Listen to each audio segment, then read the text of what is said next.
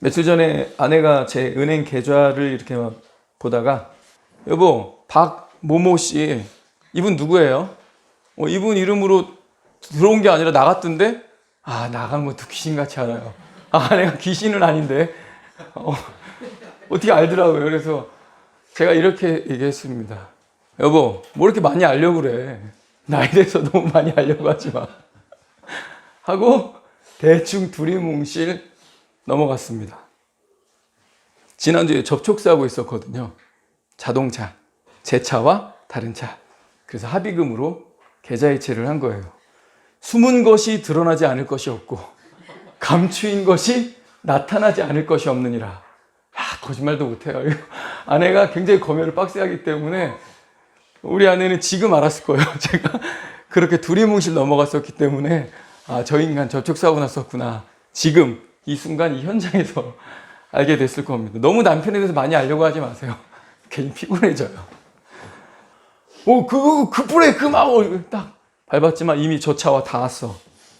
내 느낌엔 콩, 상대방 느낌엔 쾅! 뭐 이런 거죠. 그죠? 접촉사고라는 게. 사고도 사고 자체로 좀 놀랄 일이지만 사고 났을 때 제일 먼저 드는 생각은 사람들이 대부분 상대방이 진상이면 어떠나 뭐 이런 겁니다. 사고 한 번 나면 마치 이걸 기다렸다는 것처럼 1년, 2년을 끌면서 병원을 계속 옮기면서 합의를 안 해줘요. 그러면서 자기가 병원에 있었던 기간만큼 일을 못했으니까 그 돈도 내놔라. 그러니까 일을 안 하고 병원만 먹으면서 병원에서 땡가땡가 하면서 병원을 계속 옮겨다니면서 합의금은 왕창 크게 받으려고 하고 그 다음에 그동안 일 못했던 것도 일당으로 쳐서 달라. 뭐 이렇게 하려고 하는 비열한 사람들이 우리나라에도 있다는 거죠. 그래서 접촉사고 났을 때 사람이 제일 무섭답니다. 상대방이 어떤 사람일까? 뒷목부터 잡고 나오겠지? 그 다음 병원에 입원하겠다고 하겠지? 이 사람이 합의를 며칠을 끌까? 차량 할증이 얼마가 나오게 될까? 뭐 이런 긴장들이 좀 있잖아요. 절대로 걱정하지 마라. 우리가 걱정하는 일의 85%는 안 일어나고 10%는 일어나도 감당할 만한 일이고 나머지 5%는 일어나도 어차피 내 손 밖에 있는 일이다. 그러니 염려할 게 무엇냐? 염려한다고 되는 거 하나도 없잖아요.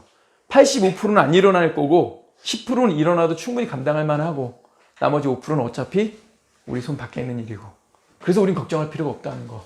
우리 한번 예전에 말씀 나눴었죠. 그래서 이번 일을 딱 생각해 보니까 상대방이 죽을 만치 받거나 고속도로에서 고속으로 사고 난 거 아니야. 그렇다면 이 10% 안에 걸려 있겠다. 내가 감당할 만한 일이구나. 보험 처리해 주면 되지 뭐. 이 정도로 하고 마음은 편안하게 갔는데 그리고 상대방에게 최대한 예의를 갖추고 사과를 정식으로 하고 병원도 가시라고 적극적으로 얘기를 했지만 그럼에도 마음 한켠에서는 사고가 났을 때 저는 내내 제 마음에 은혜가 고팠습니다. 하나님, 세상에 별의별 사람 다 있다고 하지만 이 사람 은혜로운 사람이면 좋겠습니다. 예전에 나도 2번이나 그냥 보낸 적 있는데 한 번은 체어맨이 내 뒤에서 받았을 때 한 번은 소나타가 내 뒤에서 받았을 때 둘 다 나 그냥 보내줬는데 이 정도 가지고요. 이 정도 아프지도 않습니다. 왜 어떻게 그냥 나오셨어요? 좀 백할 때 좀 이렇게 좀 보시지. 뭐 하다가 이렇게 박으셨어요? 그냥 가세요. 저 이렇게 2번 그냥 보낸 적 있는데 그리고 한 번은 공업사 아저씨가 병원에 왜 입원 안 하냐고 기본적으로 딱 3일만 입원해 있어도 99만 원인데 차 이 정도 박살났으면 이것보다 못한 사람도 지금 우리 공업사에 차 맡기러 오고 그러는데 그 사람들 다 병원에 입원해. 이거 그냥 99만 원부터 시작인데 왜 돈 받을 일을 안 받냐고. 참 그 보험 접수는 안 하려고요. 그냥 이 범퍼만 고쳐주세요. 하나님 좀 이 사람 은혜로운 사람이었으면 좋겠습니다. 어머 같은 동네 사람이네요. 아파트 나오면서 부딪혔으니까. 급한 데 가시나 봐요. 이 정도 뭐 장기스 뭐 그보다도 많은데 뭐 그냥 가세요. 이런 사람이면 참 좋겠다.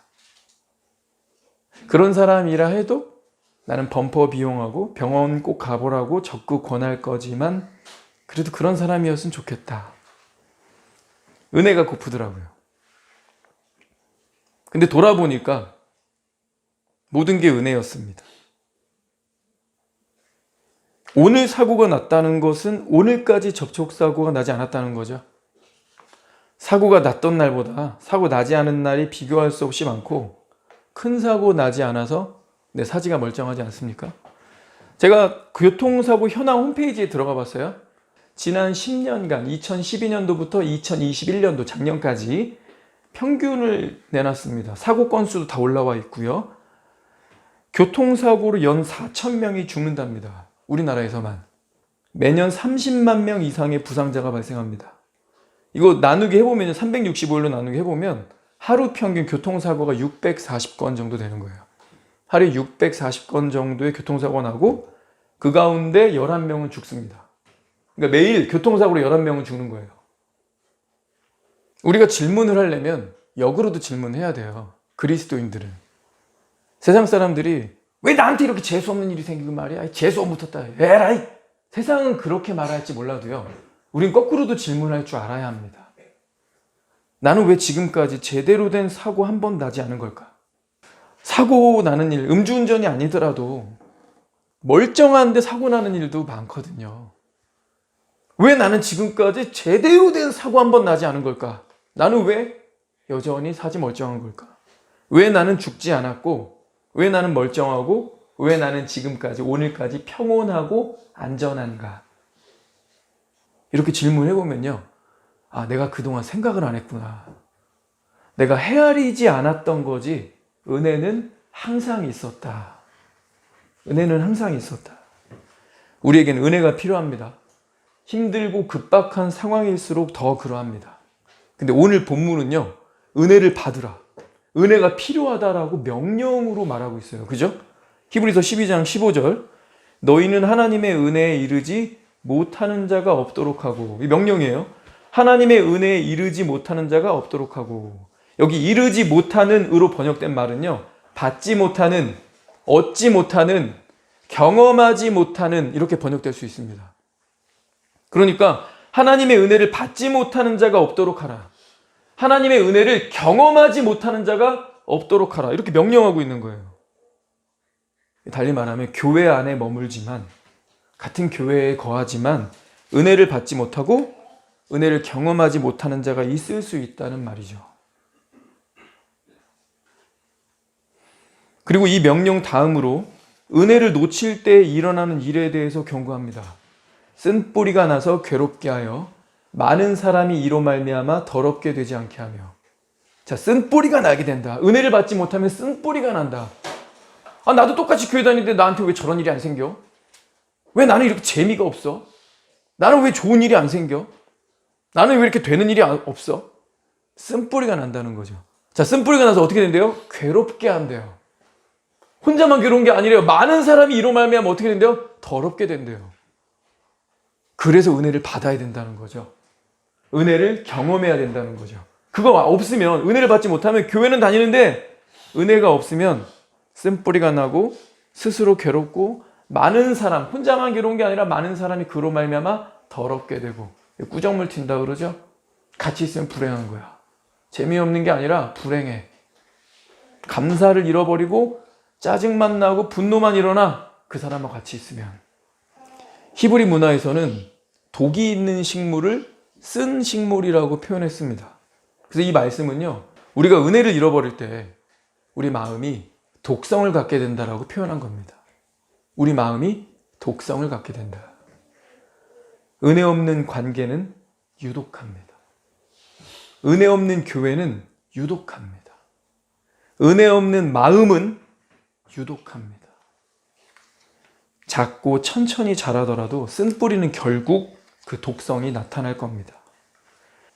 은혜를 강해하고 은혜에 관한 말씀들을 암송할 수도 있지만요. 은혜를 설명하는 것이 필요합니다. 그런데요.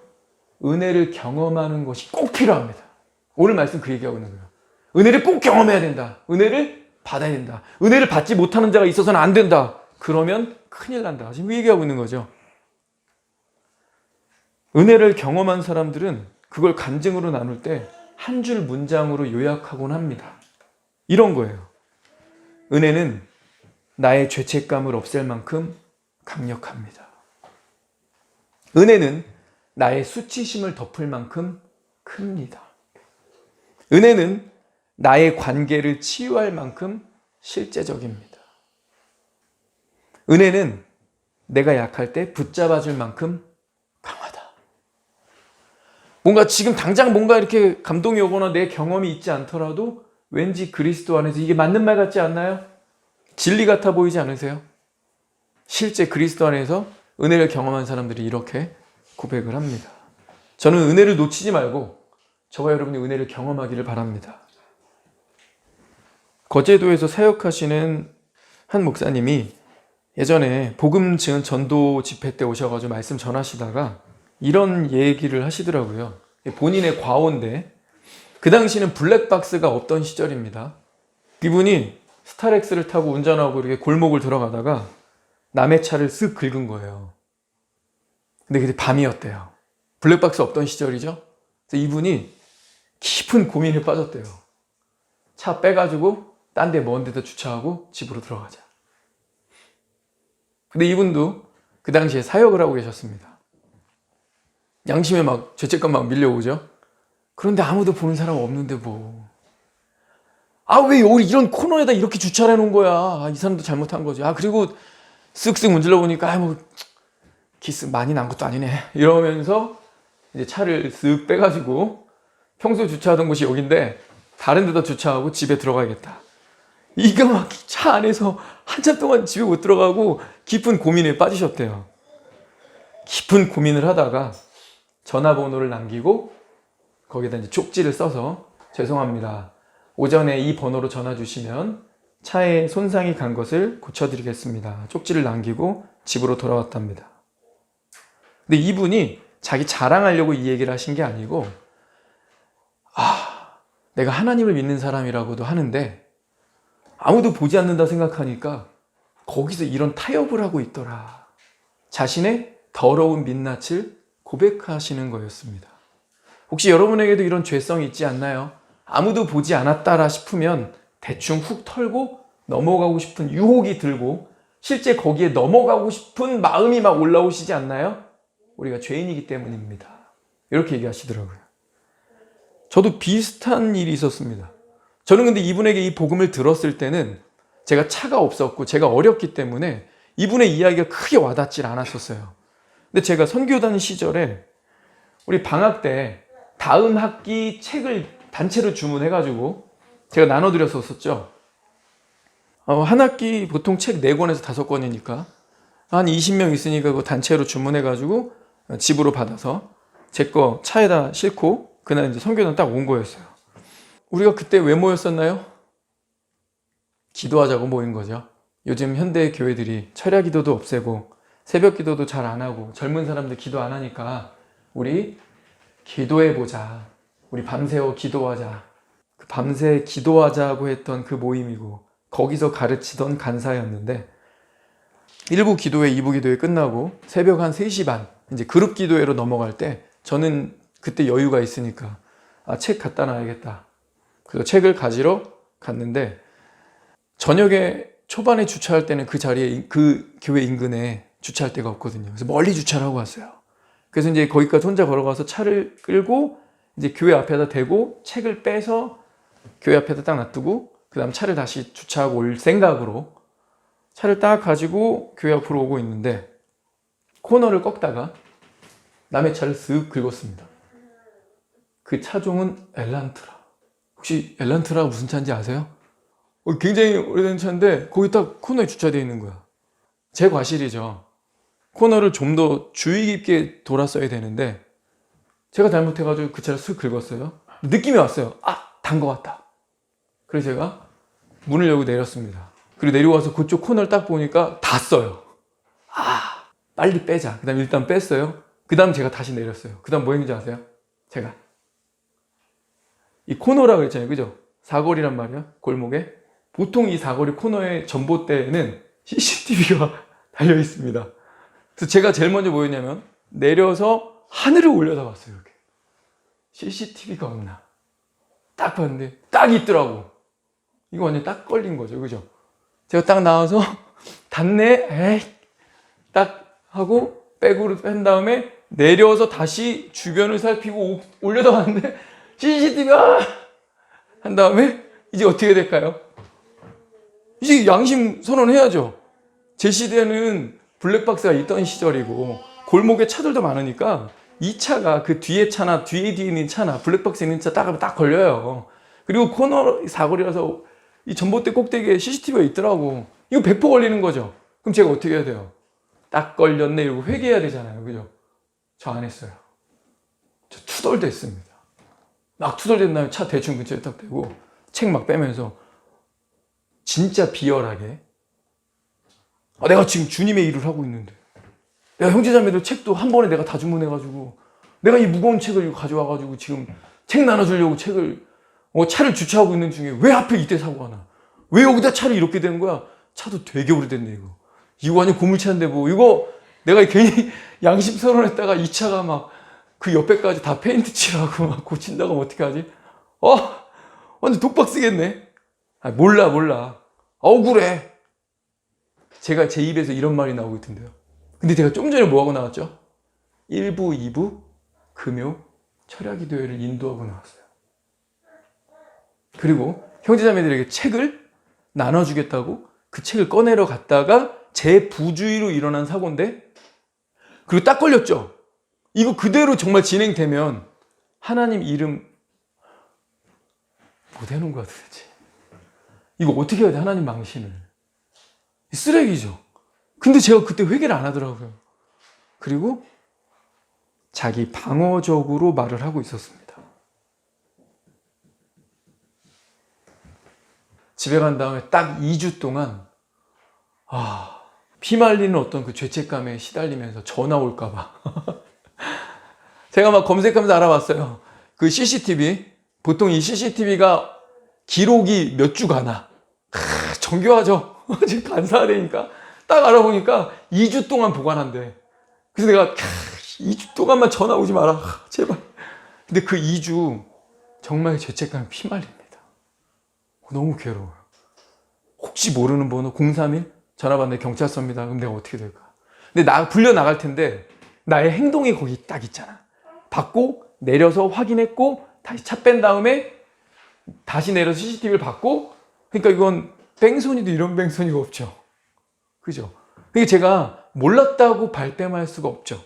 근데 나의 행동을 그 CCTV를 경찰들이나 그 피해자가 봤다면 어떤 쓰레기로 봤을까요? 나도 나 자신을 제3자로 놓고 보니까 세상에 이런 쓰레기가 없어. 그 2주 동안 경찰한테 전화 오지 마라 이러면서도 동시에 무슨 생각들 많이 교차했냐면 내가 마커스잖아. 그리스도의 사람이라는 도장을 찍고 있잖아.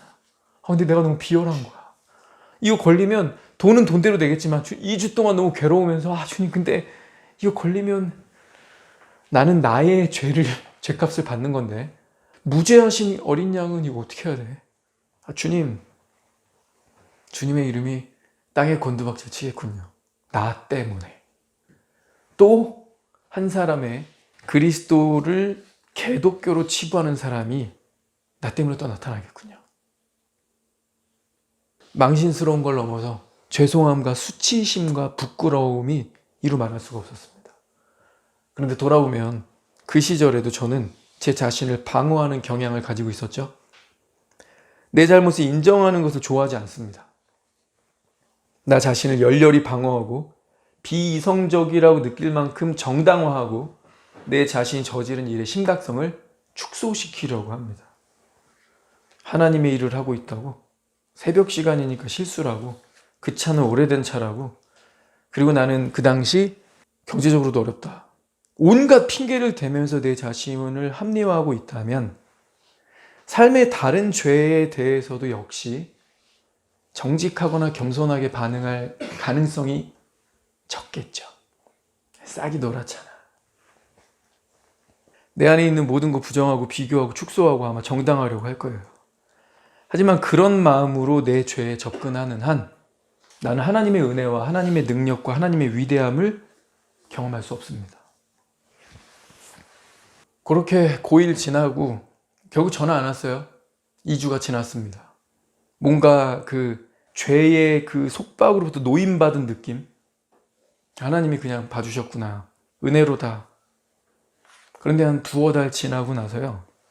밤에 일을 하는 친구가 있는데 밤에 일하는 그 친구하고 어떻게 이렇게 잘 얘기가 돼가지고 일주일에 한 번씩 매주 화요일마다 이제 같이 성경을 보면서 복음 말씀을 나눌 수 있는 정기적인 그런 교제를 하기로 약속이 됐습니다.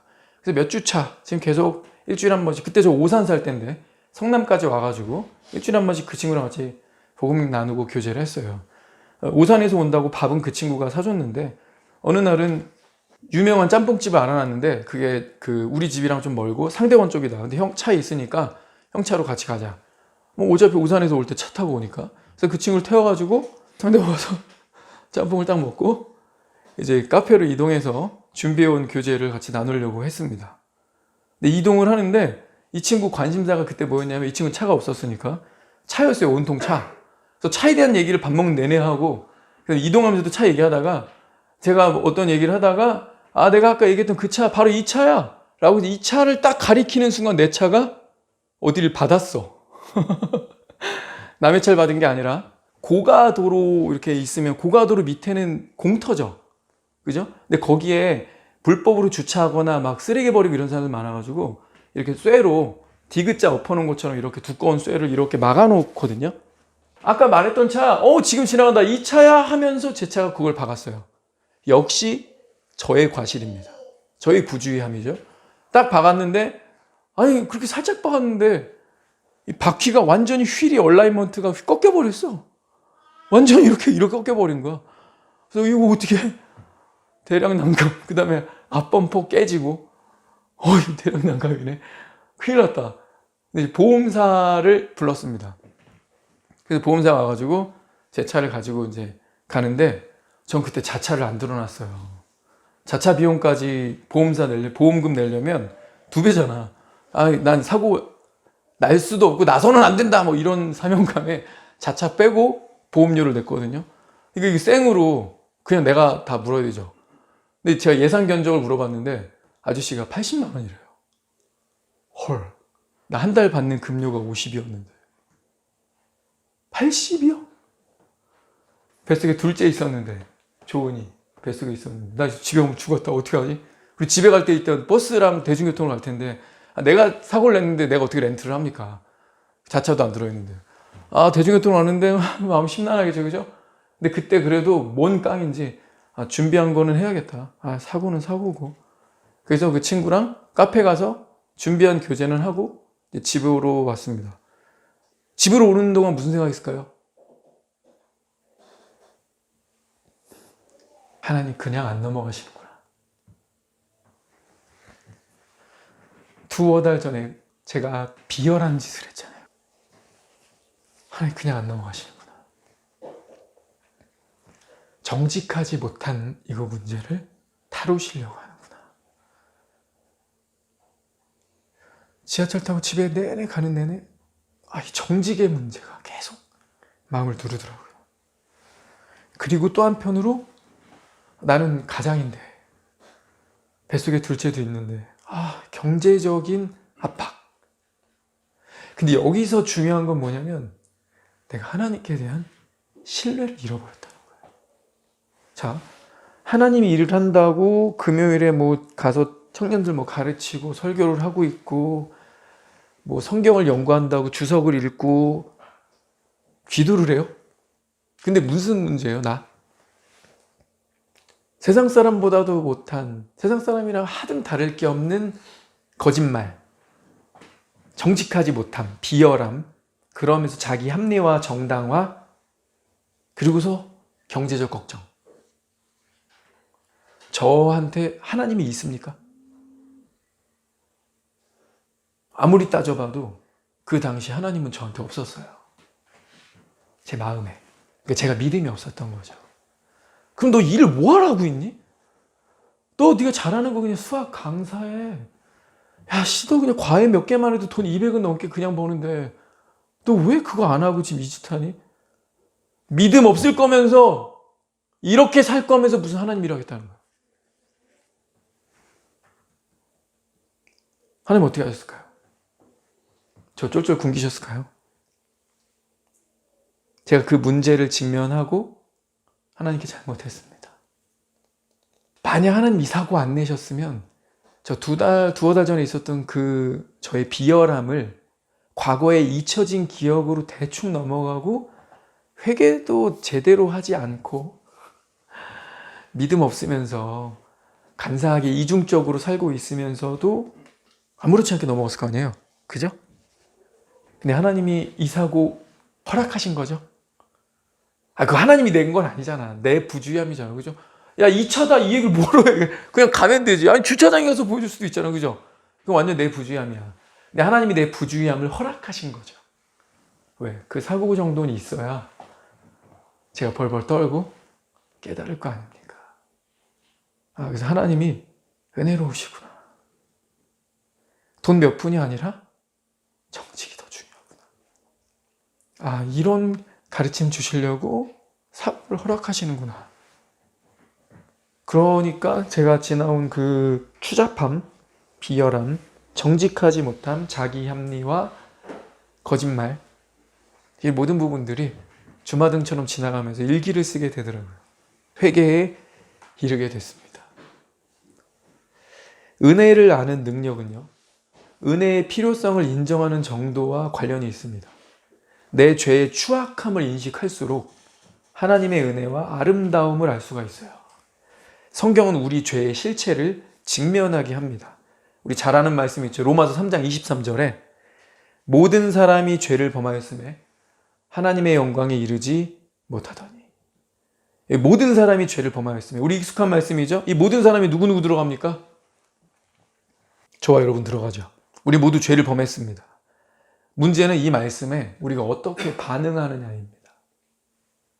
카일 아이들먼은 자신의 책에서 50대 후반으로 보이는 한 부부를 소개합니다. 카일이 한 식당에서 식사를 하고 있는데 한 여성이 다가와서 최근에 자기가 그리스도인이 됐다고 이야기를 시작했습니다. 그리고 다른 테이블에 앉아있는 자기 남편을 소개했고 카일은 그에게 가서 몇 분간 교제를 했습니다. 그리고 다음날 두 사람 만나서 반가웠다고 이메일을 보내면서 혹시 질문이 있으면 내가 도와줄 수도 있으니까 알려달라고 이메일을 보냈습니다. 근데 2달 동안 아무 연락이 없었대요. 그러다가 어느 날 남편에게 이메일이 왔대요. 이 남편은 자기 아내에게서 본 변화들에 대해서 이메일에 기록을 했어요. 아내가 더 친절해졌고 아내가 인내심이 더 많아졌다. 좀 더 밝아 보인다. 그런데 이런 변화를 기뻐하기보다는 그녀는 지금 훨씬 더 행복해 보이는 건 맞아요. 그런데 제가 보기에 그녀는 저를 신앙에 빠지게 만들려는 것 같아요. 신앙에 빠지게 만들려는 것 같아요. 신앙에 빠진다. 복음을 들으려면 어떻게 해야 되죠? 죄를 드러내야 되죠. 죄의 실체를 보고 직면하고 그걸 인정하고 회개에 이르러야 되죠. 남편이 그게 싫은 거예요. 그래서 그 남편에게 단메일을 보냈습니다. 아내와 함께 교회에 나와서 예배를 드리고 잠깐 저를 만나시면 어떻겠습니까? 그랬더니 정말 그 부부가 교회에 왔대요. 작은 방 들어와서 같이 복음의 기쁜 소식을 증거하고 있는데 오늘 읽은 이 말씀 로마서 3장 23절로 시작을 했어요. 모든 사람이 죄를 범하여 하나님의 기준에 이르지 못했다. 그러자 그 남편이 즉시 방어적인 태도를 보였습니다. 저는 그렇게 나쁜 사람 아닙니다. 제 주변에 있는 많은 사람들이 저를 착한 사람으로 알걸요? 그리고 하나님 기준으로 판단하는 것이 좀 부당하지 않습니까? 아무도 충족시킬 수 없는 기준을 세워놓고 모든 사람이 죄인이라고 몰아세우는 건 좀 이상한 거 아니에요? 이건 마치 사정거리 밖에 관역을 세워놓고 총 쏘는 사람에게 관역을 맞추라고 하는 거랑 똑같은 거 아닙니까? 굉장히 논리적이죠. 그죠? 난 인간인데 왜 하나님 기준을 나한테 맞춰놓고 그러니까 난 안 된다는 얘기하는 거야. 부당한 거 아니야? 어차피 이르지도 못할 기준, 완벽한 기준 세워놓고 그거 지키라고 하니까 그거 누가 지켜? 이러면서 막 거부하더래요. 하나님의 기준이 옳지 않다. 근데 이때 아내가 끼어들었답니다. 대화에. 그러면서 이렇게 말했대요. 여보, 하나님 얘기할 거 없이 당신은 술에 취해가지고 나한테 소리 질러도 괜찮다고 생각해요? 그거 괜찮은 거예요? 당신의 매출 실적에 대해서 거짓말을 해도 괜찮다고 생각하시는 거예요? 손자한테 그 아이의 경기를 보러 가겠다고 해놓고서 약속 안 지키는 거 괜찮다고 생각하는 거예요? 그러면서 하나하나씩 막 구체적인 거, 삶의 실천적인 거, 그 사람이 범했던 것들을 지적했습니다. 그러면서 이렇게 말했어요.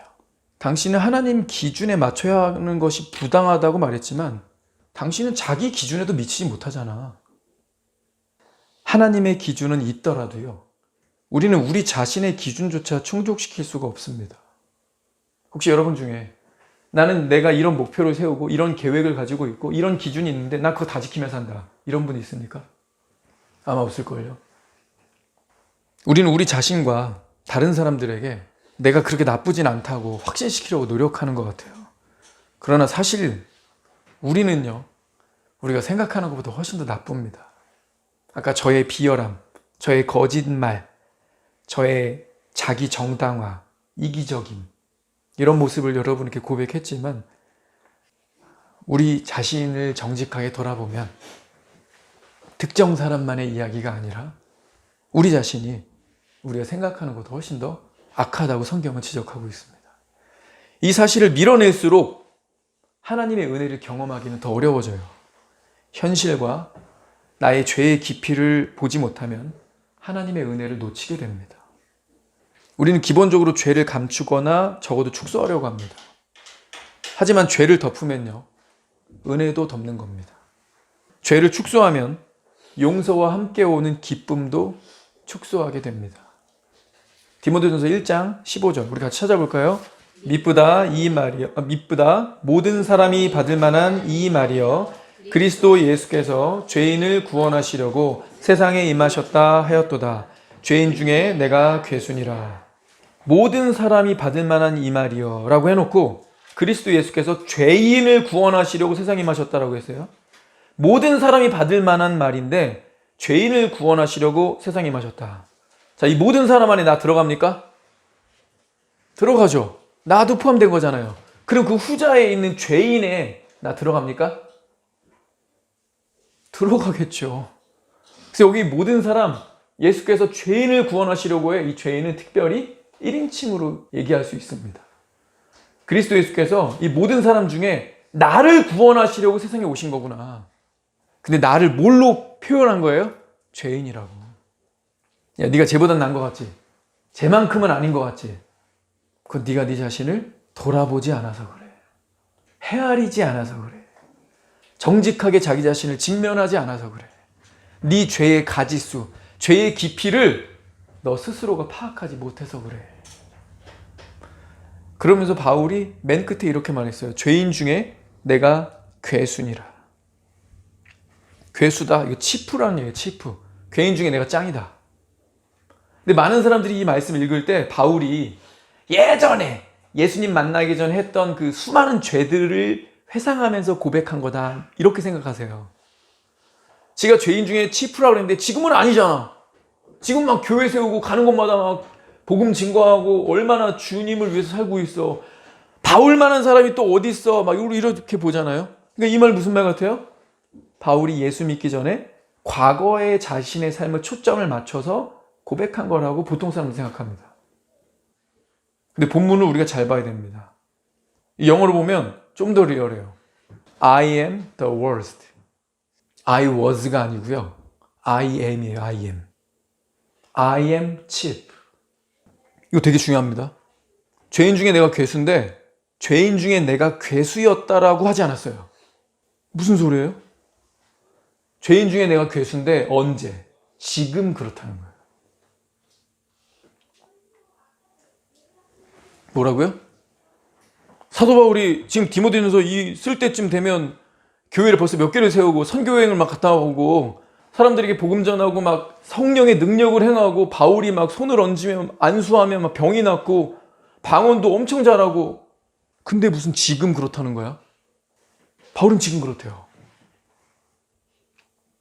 믿음의 선배들이 하나같이 우리에게 해주는 말은 하나님의 의에 대해서 더 배우고 나의 삶과 내 안의 동기들을 더 자세히 살필수록 나 자신이 내가 아는 사람 중에 가장 나쁜 죄인이라는 피할 수 없는 결론에 이르게 된다. 다시 한번 얘기할까요? 우리 믿음의 선배들은 이렇게 얘기합니다. 하나님의 의로우심에 대해서 더 많이 배우고 알아갈수록, 그런데 반대로 나의 삶과 내 안의 동기들을 더 자세히 살피면 살필수록 나 자신이 내가 아는 사람 중에 가장 나쁜 죄인이라는 것을 피할 수가 없다. 우리가 얼마나 남을 많이 보면서 상대평가하고 저울질하기 바쁩니까? 그래도 내가 저 정도는 아니지. 난 저거는 안 했다. 자기 나름대로의 선악과를 정해놓고 나 저건 안 따먹었다. 저긴 넘어간 적 없다. 저런 짓까지는 하지 않았다. 근데 바울은 왜 현재 내가 I am the worst, 지금 최악이다, 지금 내가 짱이다, 치프다, 왜 이렇게 고백했을까요? 여러분, 탐심에 대해서 말씀드린 적 있죠? 탐심은요, 했기 때문이 아니라요, 그걸 하려고 하는, 할 수도 있는 가능성, 죄의 열매 맺지도 않았는데 그 가능성마저도 죄라고 지적하는 거예요. 바울은 하나님의 의로우심을 깨닫고 알면 알수록 내 안에 아직도 남아있는 잔여물 같은 것조차도 얼마나 하나님 앞에 내가 더러운 존재인지를 깨닫게 했다는 거죠. 로마서 3장 23절은 모든 사람이 죄를 범하였다라고 했고요. 6장 23절은 죄의 삭은 사망이라고 했습니다. 자, 모든 사람이 죄를 범했어요. 내가 죄를 범한 거죠. 근데 이 죄의 대가가 뭐다? 사망이다. 성경은 우리가 이미 유죄 판결을 받았고 사망 선고까지 받았다고 얘기하고 있습니다. 그런데 그걸 구원해 주시는 은혜의 복음을 들었으면서 나 죄인이지, 그런 사람들에게 바울이 말해주는 거예요. I am the worst. I am cheap. 지금 내가 죄인 중에 괴수다. 내가 알고 있는 사람 중에 나만한 죄인이 세상에 없다. 이건 겸손을 위장하라는 얘기가 아니고요. 자신의 죄를 직면해야, 직면한 사람에게 은혜가 될 수 있다는 겁니다. 로마서 5장 12절. 그러므로 한 사람으로 말미암아 죄가 세상에 들어오고 죄로 말미암아 사망이 들어왔나니 이와 같이 모든 사람이 죄를 지었으므로 사망이 모든 사람에게 이르렀느니라. 우리 모두 죄인이라는 진단을 받았고 그 상태는 치유가 불가능하다. 죄의 삭은 사망이다. 근데 바로 이때 바울이 우리에게 은혜라는 해결책을 소개합니다. 15절부터 18절인데요. 이 은사는 그 범죄와 같지 아니하니, 은사가 뭐예요? 선물이죠. 하나님이 주신 이 선물은 범죄와 같지 아니하니 곧 한 사람의 범죄를 인하여 많은 사람이 죽었은즉 더욱 하나님의 은혜와 또한 한 사람 예수 그리스도의 은혜로 말미암은 선물은 많은 사람에게 넘쳤느니라. 자, 15절을 잘 봅시다. 이 선물은 범죄와 같지 아니하니, 저와 여러분이 살면서 지금까지 지은 무수히 많은 죄, 드러나지 않았지만 마음속으로 짓는 수많은 탐심과 우상숭배의 죄, 아무도 못 보고 있다고 생각했지만 하나님은 다 보신 그 죄 너무 많죠. 근데 그 범죄 다 모아보세요. 모을 수 없을 만큼 양이 많지만 기억도 안 나지만 그 죄를 이쪽에 다 모아봅시다. 자, 근데 이 죄하고 하나님이 주신 이 은사, 이 선물이 같지 않다? 같지 않다고 얘기하는 거예요. 이거 되게 중요한 거예요. 자, 내가 지금까지 지은 모든 죄, 앞으로도 지을 수 있는 가능성 무수히 많은 그 죄들 싹 다 모아서 이쪽에 놔뒀는데 이 죄하고 이 은사, 이 선물이 같지 않다. 같지 않으면 어떤데요? 더욱 하나님의 은혜와 예수 그리스도의 은혜. 자, 하나님의 은혜, 한 사람 예수 그리스도의 은혜 넘쳤느니라. 뭐가 더 크다? 은혜가 더 크다. 은혜가 넘쳤다. 내가 지은 죄 되게 많은데 앞으로도 그럴 것 같아서 참 불안하고 죄송스럽고 부끄러운데 이거 싹 다 모아가지고 이 범죄, 그 범죄, 나를 지명한 거예요. 이 범죄하고 은사, 하나님의 선물이 같지 않다. 이게 같다면 동률이잖아요. 더 나을 게 없어요. 근데 어떻대요? 이렇대요. 하나님의 은혜가 더 크다. 하나님의 은혜가 더 넘쳤다. 16절. 이 선물은 범죄한 한 사람으로 말미암은 것 같지 아니하니 심판은 한 사람으로 말미암아 정죄에 이르렀으나 은사, 이 선물, 은혜는 많은 범죄로 말미암아 의롭다 하심의 이름이니라. 한 사람의 범죄로 말미암아 사망이 그 한 사람을 통하여 왕노릇하였은즉 더욱 은혜와 의의 선물을 넘치게 받은 자들은 한 분 예수 그리스도를 통하여 생명 안에서 왕노릇하리로다. 나 죄인인데, 죄의 삭은 사망인데, 하나님의 은혜가 뭐래요? 의의 선물이 뭐래요? 그리스도를 통하여, 예수를 통하여 생명을 얻게 하고 왕노릇하면서 살게 한대요. 이 은혜 아니면 내가 어떻게 여기 서 있습니까? 우리가 어떻게 살겠습니까? 18절 같이 읽읍시다. 시작. 그런즉 한 범죄로 많은 사람이 정죄에 이른 것 같이 한 의로운 행위로 말미암아 많은 사람이 의롭다 하심을 받아 생명에 이르렀느니라. 한 의로운 행위, 예수 그리스도의 완벽한 순종, 십자가 지시며 자기 생명을 내어주신 거죠. 그걸로 말미암아 많은 사람이 의롭다 하심을 받아 생명에 이르렀느니라. 많은 사람, 오늘 본문에 많은 사람이라는 표현 몇 번 나왔는데 아까는 죄에 대해서 나왔었고, 그죠? 자, 여기 있는 이 많은 사람이 저와 여러분 들어갑니까? 이왕이면 요 많은 사람이 들어가야 돼요. 많은 사람이라 그랬지 모든 사람이라 하지 않았거든.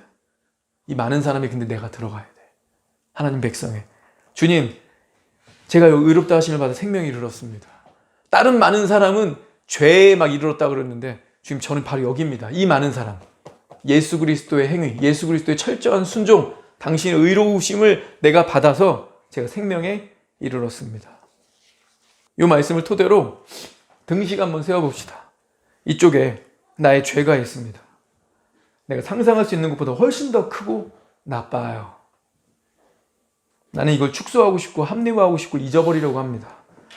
그래도 내 죄는 여전하죠. 자, 반대쪽에는 하나님의 은혜가 있습니다. 예수님이 십자가에 죽으셨을 때 예수님의 피는 우리를 해독시키는 해독제가 되었습니다. 나의 죄를 이쪽에, 하나님의 은혜를 이쪽에 놓고 바울이 이 등식을 풀어요. 더욱 하나님의 은혜가 넘쳤느니라. 그래서 저와 여러분 이제 이렇게 고백할 수 있습니다. 나는 이제 하나님의 은혜로 덮을 수 없을 만큼 그런 죄 저지르지 않았다. 뻔뻔하죠. 이렇게 고백할 수 있는 거예요.